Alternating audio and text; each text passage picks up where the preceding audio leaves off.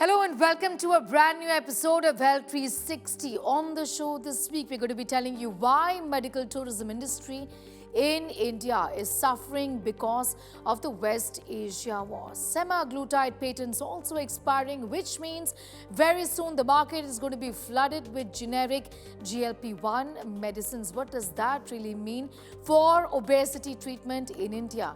The LPG crisis means that in India, people are turning towards firewood. Also on the show, what's with this story that is doing the rounds on Bluetooth devices next to your ears causing cancer? And also, new research pointing towards this direction that consumption of short reels interferes with your cognitive health. That much more up ahead on the show, all the trending stories around health, wellness and fitness. I'm Sneha Mordani. Let's get started with Health 360 this week.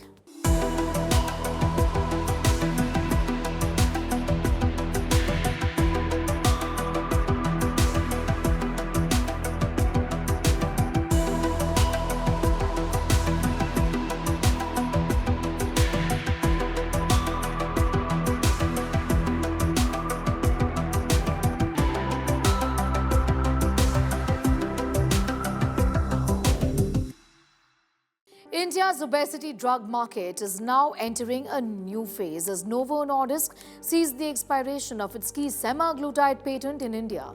The patent loss is going to allow several Indian pharmaceutical companies to now launch lower-cost versions of the active ingredient used in Ozempic and in Wegovy. These generic therapies are expected to be at least 50% cheaper. The Novo's treatment changing the way India handles obesity and diabetes. Is it a report on what is expected?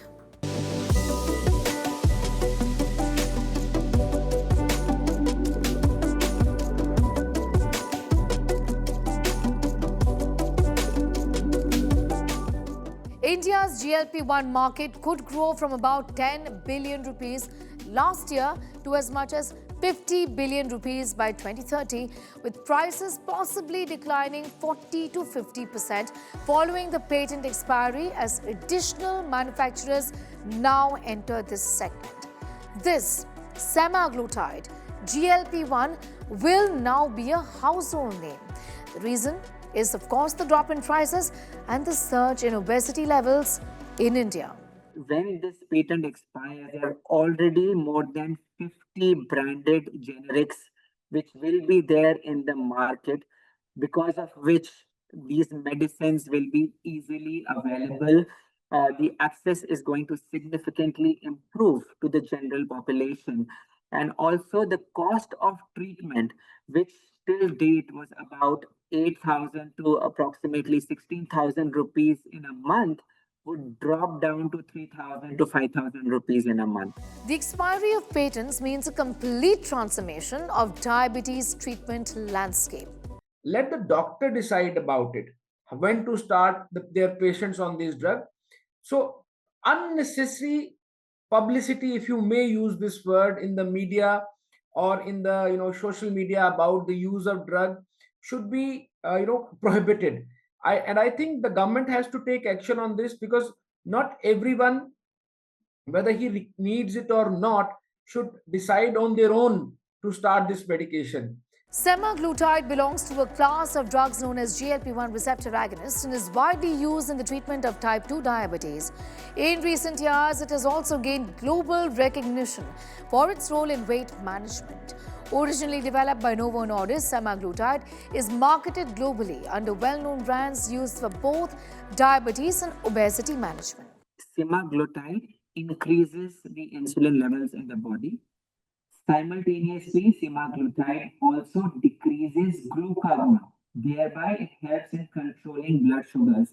It makes the blood sugars normal. These drugs need to be carefully used in people who are poorly controlled diabetics, obese, but they have something like which is called as retinopathy. The retinopathy may worsen. The vision loss can be seen in these patients if these drugs are not used appropriately. So it is very important to understand these drugs have side effects, and these side effects need to be discussed with your doctor before you start the medication. Weight loss drugs like Ozempic, Wegovy have gained immense popularity in recent times, fueling a boom in clinics, telehealth startups, and even hospitals offering programs for instant weight loss. I caught up earlier with Jitendra Choksi, the CEO of Pune-based health tech startup Fitter, who is cautioning against this craze. Listen to what he had to say.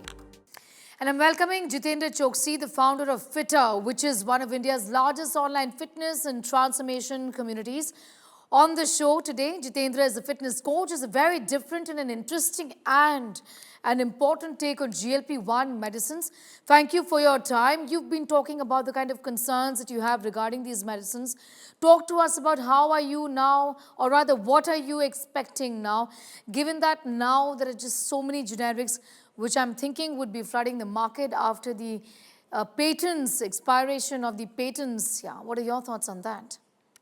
So three major concerns. First is about the approval and in the way how these drugs were approved. I don't think the CDSO followed the guidelines properly for the approval of these drugs. They have invoked the Rule 1 of 1 for a waiver of local trials.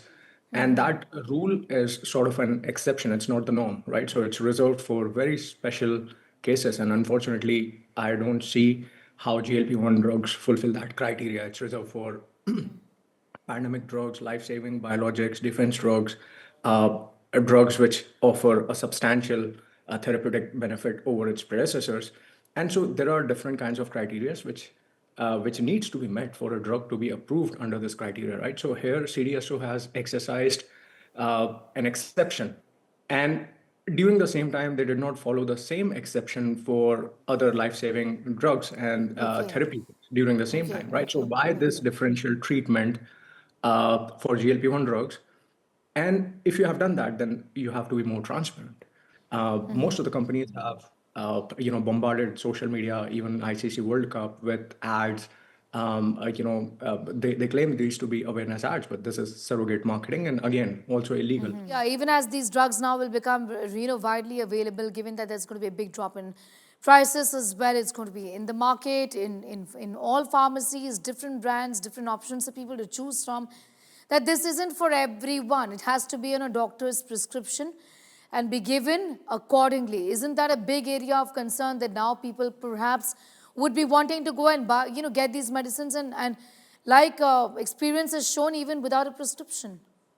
Absolutely. I mean, in the email that CDSO sent us and supposedly the guidelines that have been issued by them, I could not find it officially on the website. But so far, what I know is that they have said that these drugs can only be prescribed by endocrinologists or doctors who have relevant experience, right? Somebody who is an internal medicine doctor.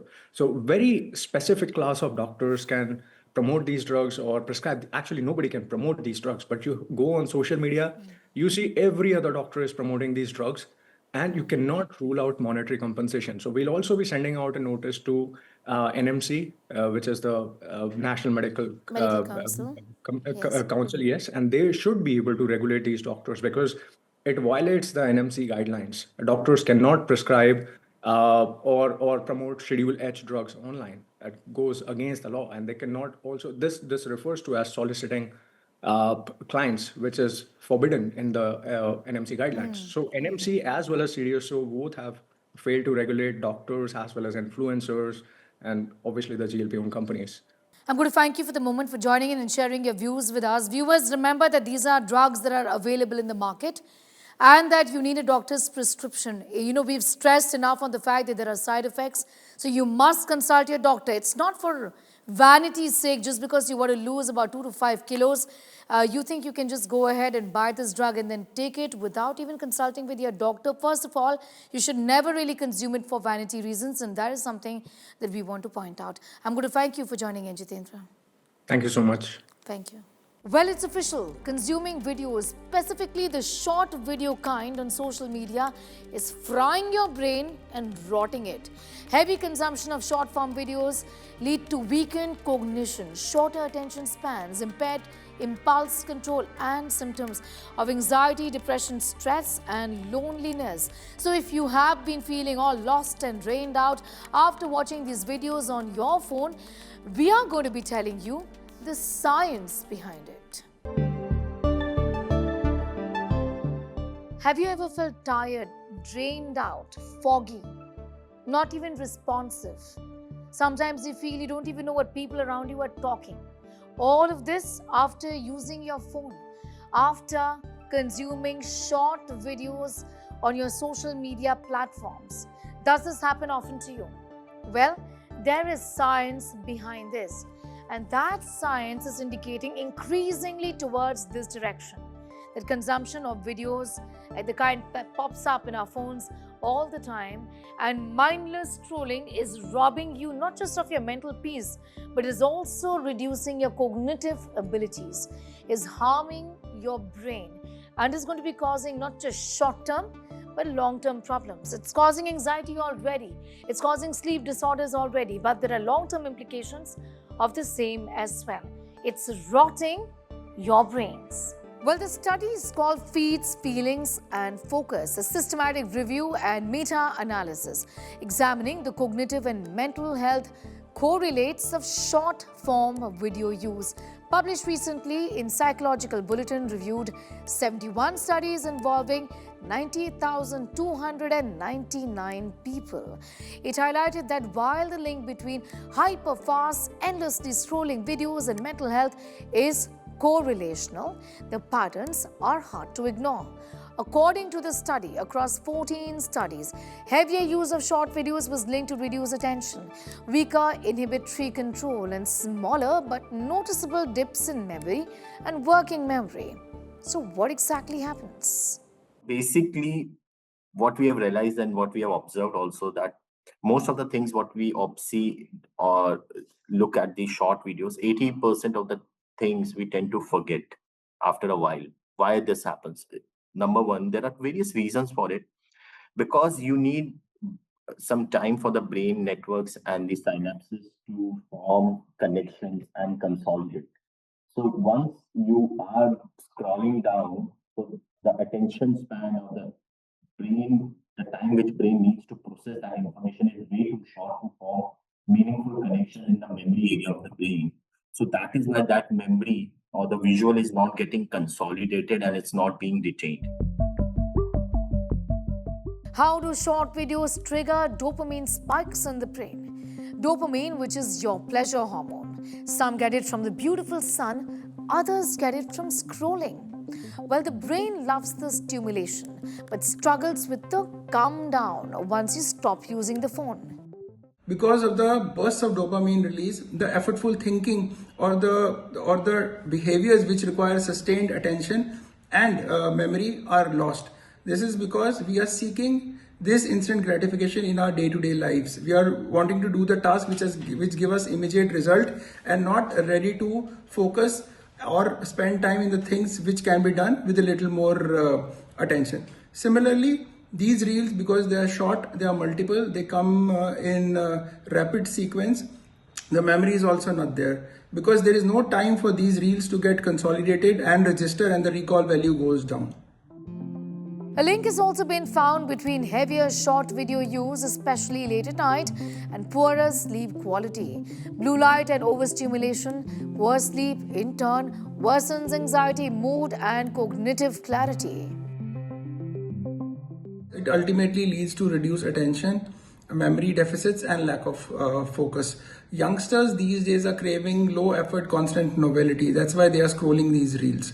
However, many youngsters are coming these days to the OPD with attention and memory deficits, which is basically overstimulated dopamine full brain, and this has been coined as a digital dementia. So should you quit viewing short videos? Well, avoid if you have trouble concentrating, irritability after long scrolling, compulsive checking, or sleep disruption. Possibly, your brain is begging for a reset. Wireless headphones go everywhere with us, on commutes, at the gym, and even in bed. We know they're undeniably convenient, but wireless headphones are radiation-emitting devices, so having them close to your brain does raise some very valid concerns about the adverse impact of the same. What's the truth really? Here's what you need to know. Have you heard of this all the time? That Bluetooth headphones like these cause problems. And the radiation that is emitted by this or this is going to harm your brain, cause cancer, cause neurological problems. You should not be wearing them. You should be doing away with them.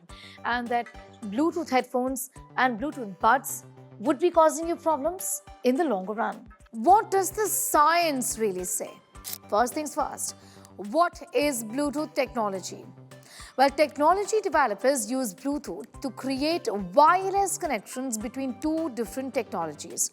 Bluetooth uses short-range radio frequency to connect devices within a certain distance. Bluetooth devices use radio frequency radiation that actually falls under the category of electromagnetic radiation or EMR. RF radiation occurs in natural and artificial states. Cell phones, AM and FM radio and television emit RF radiation. Then comes the big question. Is this radiation bad? Too close to our brain? This is the fact. Bluetooth by itself causes non-ionizing radiation.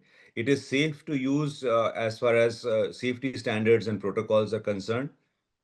The problem with the Bluetooth in using next to your ear or in your ear is not so much as the radiation hazard, as the sound and decibel level, as well as damage to the ear by itself. So when we use devices which are Bluetooth enabled and we put them inside our ears like insert headphones and earphones, there is a possibility we stop the ear from breathing. We cause certain mechanical and traumatic damage to the ear canal. Our recommendation is that you should not listen to more than 60% of the sound level, and you should be able to listen to what people behind you are saying so that you understand what they are saying. This is safe for you and this is better for you. Bluetooth devices actually give off slightly less radiation than our cell phones. That exposure could add up if you use wireless Bluetooth headphones for hours a day to listen to music or to podcasts. You will get less exposure than if you hold your phone up to your ear. So your phone is going to be having or giving you more exposure to radiation than your Bluetooth if you're wearing it all day. First of all, a Bluetooth device is safer to use as far as non-ionizing radiation is concerned because a cell phone carries higher amount of signals when you keep them close to the ear. So in that manner, Bluetooth is safer than the cell phone when kept next to your ear. Secondly, as far as keeping your ear safe from Bluetooth devices is, the two lessons that we have learned is, first of all, use padded headphones rather than insert earphones. And second is make sure that the volume is not very high. Keep the volume low so that the hearing inside is not damaged. And finally, I would request use them for limited periods. Do not use them throughout the day. Do not use them for prolonged periods because then the cumulative effect is worse for your hearing. Bluetooth technology is a type of non-ionizing radiation, which means it is not cancer-causing. Headphones can damage your hearing if you do not use them responsibly. You cannot reverse hearing loss, but in many cases, you can prevent it. We have to understand the difference between ionizing and non-ionizing radiation. Ionizing radiation like sun's rays, CT scans, X-rays, these are important sources of radiation hazards in the humans and they cause cancer. Non-ionizing radiation have a much lower dose of body or DNA altering substances. So they are safer. They can be emitted from microwaves. They can be emitted from light bulbs. They are emitted at such a low dose that their chances of causing cancers in the human being is negligible. Well, the fact is, to cut a long story short, Bluetooth devices do not affect your brain adversely. At least short-term exposure doesn't. Of course, you must limit your headphone use to just about 60 to 90 minutes daily with regular breaks and a volume of no more than 60 to 80%. As of that, and the link to cancer, that evidence is a little too weak as of now. Medical tourism industry in India has taken a big backseat courtesy the West Asia war. The escalating tensions have had an adverse impact on medical tourism in Delhi and other cities, with hospitals specialty chains across this region reporting an average decline of around 30% in international patient footfall. India has a growing medical tourism industry where patients from Africa, the Arab world, UAE and many other countries travel for cheaper and good medical facilities. Here's a report. For years, medical tourism has thrived in India. Overseas patients from countries like Israel, Iran and the UAE. Well, the fallout of the prolonged war in West Asia is now being seen in Indian hospitals. Hospital chains are seeing a 50 to 75% drop in international inflows due to the Iran-Israel war. The drop in patient inflows has been seen from countries like Oman, Saudi Arabia, Iran, Iraq and Yemen. Fortis Healthcare expects a 15% to 20% revenue hit for March, a sentiment shared across the industry. Our Times Hospital has already reported a 35% dip in revenue in its international segment.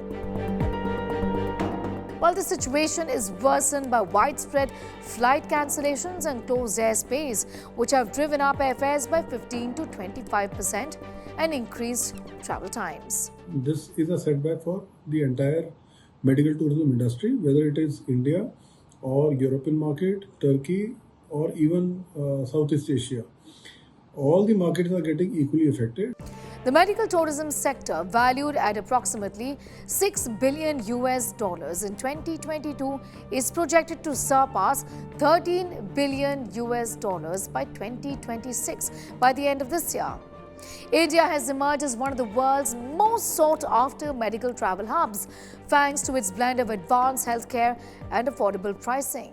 Medical tourism in India thrives for many reasons. First of all is the availability of humongous clinical talent across the India, the great connectivity of Indian subcontinent with rest of the world, and especially those developing countries where the healthcare facilities are already in shambles. Third, the kind of quality care or excellence which is being delivered in India across various hospitals, it is available at a very affordable price, almost 1/6 to 1/10 of if you compare with European or the American markets. The Ministry of Tourism says that medical tourism has contributed over $9 billion to India's economy in 2020. Patients world over contribute to this industry. Well, my wife had an eyesight problem, so we checked. We had inquired about the hospital in Delhi. We were taken good care of by the attendants. Kamenga from Zambia. I came here with my son Emmanuel Muhanga, who's been battling with sickle cell from the age of 6 months. I thought of seeking a permanent solution, which is bone marrow transplant. So that's when I thought of coming to India. The experience at Fortis has been awesome. So how does the industry now intend to deal with this challenge? I'm hoping that in times to come, both the sides will call a truce and they are going to allow essential services, including not just the oil transportation, but also the healthcare services, only by improving the aviation. LPG shortages is being reported from across the country and particularly commercial sector. Now, what really is happening is that a lot of people are turning towards firewood in traditional way of getting their fuel. Well, experts warn that smoke from these fuels release harmful particles that is going to eventually damage the lungs, raising the risk of COPD, asthma and infections. Of course, it has a deep bearing on the air pollution aspect as well. Here's more. 3 दिन से cylinder खत्म हो रखा है sir. Family वाले दिक्कत हो रही है, खाना नहीं मिल रहा है sir. People are switching to wooden things, right? Which is causing a lot of pollution. प्रदूषण भी सर होता है, लेकिन क्या करें, मजबूरी है।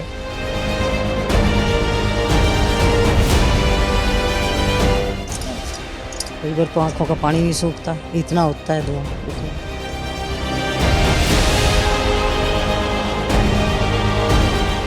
इन्वायरमेंटल हैज़ार्ड तो है ही है सर, आम लोगों की जिंदगी को बहुत बुरे तरीके से इफेक्ट कर रहा है।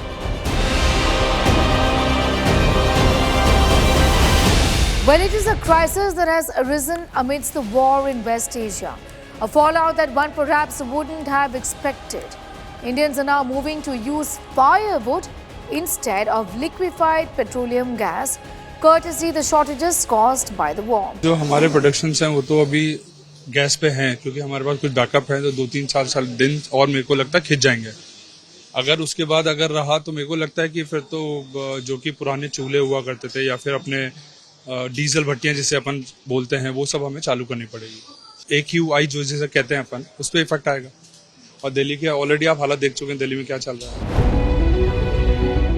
Well, the shift towards firewood has been reported in several areas and mostly roadside food vendors. Difficulties in accessing LPG cylinders and rising costs have forced them to revert to traditional wood-based cooking methods. Experts say such a transition could undo nearly 2 decades of progress made in promoting cleaner cooking fuels. Firewood combustion releases several harmful pollutants, including carbon monoxide, particulate matter PM2.5, black carbon, all of which contribute to poor air quality and increased respiratory diseases. The carbon footprint of firewood is also considerable. Burning just 1 kilogram of firewood releases roughly 1.8 to 2 kilograms of carbon dioxide or CO2. If a household or commercial kitchen burns around 100 kilograms of firewood, it could release nearly 200 kilograms of CO2, significantly adding to greenhouse gas emissions. What about the impact on health then? First, you have to understand that what does traditional fuel or wood or cow dung cakes and all those biomass fuel causes. It causes indoor air pollution. While we have been so long worried about outdoor air pollution, indoor air pollution becomes all the more important because then person is exposed for longer period of time in closed environment. So our country was doing very well in terms of providing clean fuel to our households. So we can go back to that era in which women in households are again developing respiratory illnesses just because of using traditional fuels. Traditional fuels let out a lot of smoke, particulate matter, carbon monoxide, which can give rise to respiratory disease, which can worsen pre-existing respiratory disease. Not only that, it can also affect cardiac health. A population who has pre-existing lung disease like asthma or COPD, they are more vulnerable to indoor air pollution because that will lead to exacerbation of this illness, leading to more increase of medication, more increase of nebulizer or inhaler, increase in number of hospitalization. Investing in solar power today could help cities avoid a future marked by rising pollution, worsening health conditions and further loss of green cover. Well, that report brings us to the end of this edition of Health 360. You can find that and much more up on our website. It's indiatoday.in. You can download the app as well. All of these reports do go up on our social media platforms. It's YouTube, Instagram, Twitter or X and Facebook. Our hashtag is Health360, Health360 Plus. Do not forget to like, subscribe and share. Until next time, thank you for watching. Take very good care of yourself. Bye for now.